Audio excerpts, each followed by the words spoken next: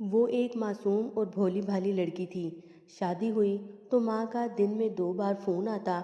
हाँ, क्या कर रही हो, किस टाइम उठी, नाश्ते में सास ने क्या खाया, ससुर ने क्या खाया, नंदों ने क्या खाया, अच्छा तो सारा कुछ तुमने पकाया। कैसे फरमाइशें कर कर के पकवाते हैं मेरी बच्ची से। उसे हैरानी होती, माँ को मेरी इतनी परवाह शादी से पहले तो नहीं थी। वहाँ तो खुद कहा करती थी कि सब बहन भाइयों का नाश्ता बना दे, और अब यहाँ सास कहती है तो अम्मी को बुरा लगता है। लेकिन ससुराल में उसे एहसास होता था कि कोई परवाह नहीं करता, तो माँ का परवाह करना अच्छा लगता। फिर रात को जैसे ही मियाँ ने घर आना, उसने खाना वगैरह देना और साथ भी अम्मा का फ़ोन आ जाना। मियाँ का मिजाज कैसा था, आते ही किससे मिला, क्या बात की।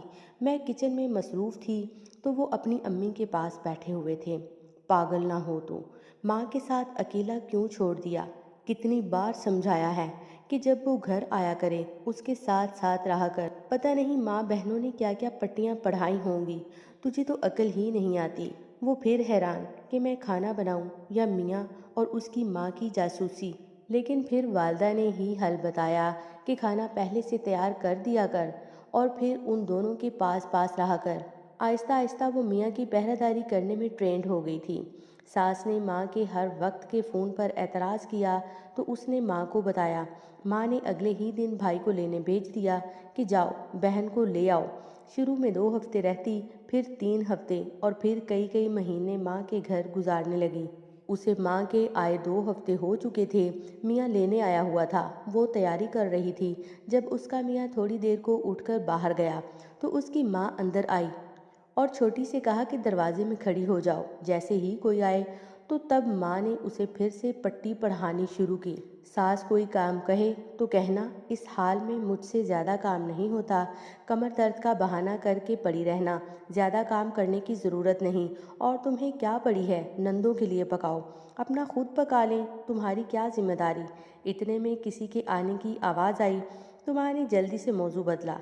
देख बेटा, सास भी माँ जैसी होती है, उसकी खिदमत करना तुम्हारा फ़र्ज़ है, जैसे वो कहें वैसे ही करना। दोनों बहनों ने माँ को पैंतरा बदलते देखा। इतने में आने वाला कमरे में दाखिल हुआ तो छोटी खी खी करने लगी। अम्मी, ये तो भाई हैं, जीजू तो नहीं। माँ ने घूर के उसे चुप रहने का इशारा किया। बेटे ने अंदर दाखिल होते हुए माँ की बात सुन ली थी और वो माँ के आला इखलाक से मुतासिर हुआ और बोला, हाँ हाँ, अम्मी की बातें गौर से सुनो और इन पर अमल करो, ख़ानदान जोड़ कर रखो। माँ समझदारी से सर हिलाती रही। अच्छा अम्मी, मैं ज़रा बाहर जा रहा हूँ, बेटा कहकर बाहर निकल गया। माँ ने बेटे के दूर जाने की तसल्ली की और फिर बेटी को घूरते हुए बोली, कभी अकल ना करना। तो अम्मी, आपने तो अच्छी अच्छी बातें जीजू को सुनानी थी, मगर वो भाई निकल आए, इसलिए मैं हंस रही थी। नहीं तो तुम्हारे भाइयों को ये बता दूं कि मैं अपनी बेटियों को पट्टियाँ पढ़ाती हूँ। उनके सामने भी तो खुद को अच्छा दिखाना है ना, उन्हीं के साथ तो ज़िंदगी गुजारनी है।